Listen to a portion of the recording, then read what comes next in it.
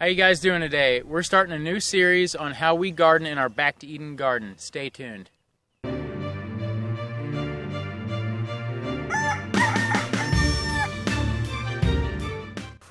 If you're not familiar with a Back to Eden style garden, this is what it is. We never till our garden, and there's times that people will say, well, why don't you till your garden?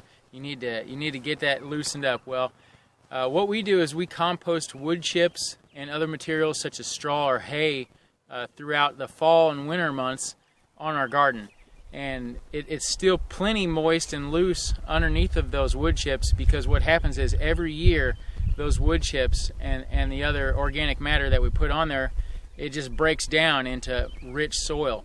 And so therefore you have a rich composted soil material to plant your seedlings in for your garden season.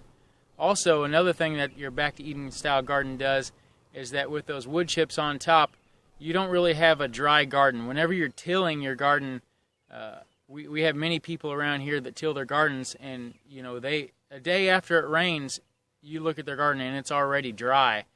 One thing about a Back to Eden garden, whenever you have that layer of wood chips on top, you can pull that wood chips back, and that ground is going to be moist, and so it's going to retain the moisture inside the ground and not dry out throughout the hot summer months.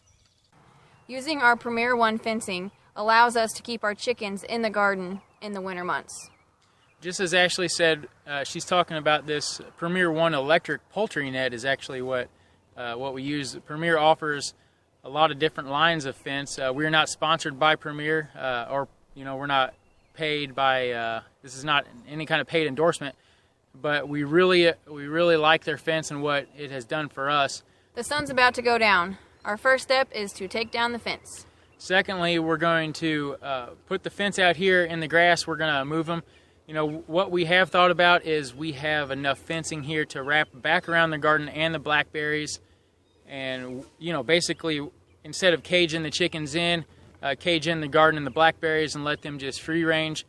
But for right now, I think for this first month, we're going to try just moving their fencing, or like a paddock if you're familiar with larger livestock. But we're gonna, like Ashley said, we're gonna take down this fence before it gets dark on us.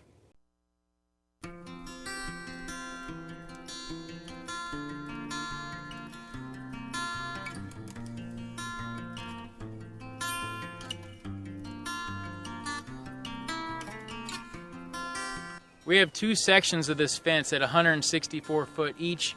I think that's 328 foot total linear feet around the garden. And there's a few benefits by keeping the chickens on the garden during the off season.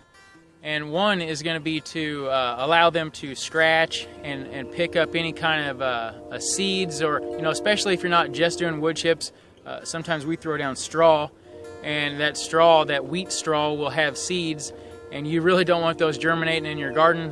The chickens do an excellent job at eating all that seed out of there, so you don't have a bunch of wheatgrass growing in your garden during the summer months. Another reason why you want to keep them on there is that they will fertilize it. They're your natural fertilizer. You don't have to go to the big box store and buy bags of fertilizer. You're feeding them, and they're doing their thing, and they're going to poop anyway, so you might as well be using that instead of just all over the grass or small chicken runs.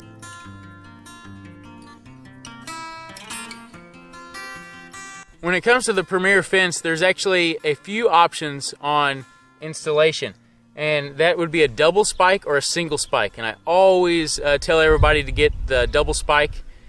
Just for a few reasons. One is, whenever this has been in that ground for a little while, or say your dirt that you've installed it in is really hard and tight, and perhaps real dry, it might be a chore to get out.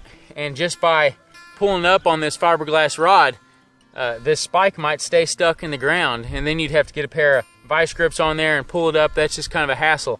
Well, the double spike has a little bar built in the side of it here, and you can just take your screwdriver or a long pry bar and stick under there and lift it up and pull that fence right up out of the ground. So That's a great option to have, and it's only like $10 extra when you're buying your fence. Totally worth getting the double spike.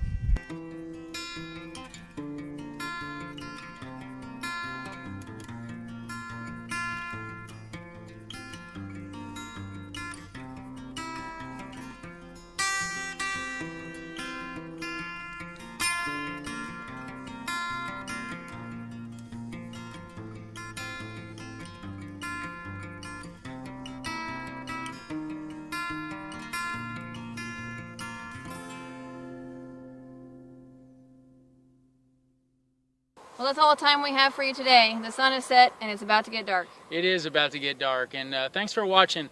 Unfortunately, we didn't have time to get the new fence put back up. We're going to get that game plan and get it put up tomorrow morning. We'll make a video on that for you. And we did have time to take it down, and I know the chickens will enjoy the fresh grass we'll put them on. So be sure to like this video, follow us on Instagram, and we'll see you tomorrow. See you tomorrow.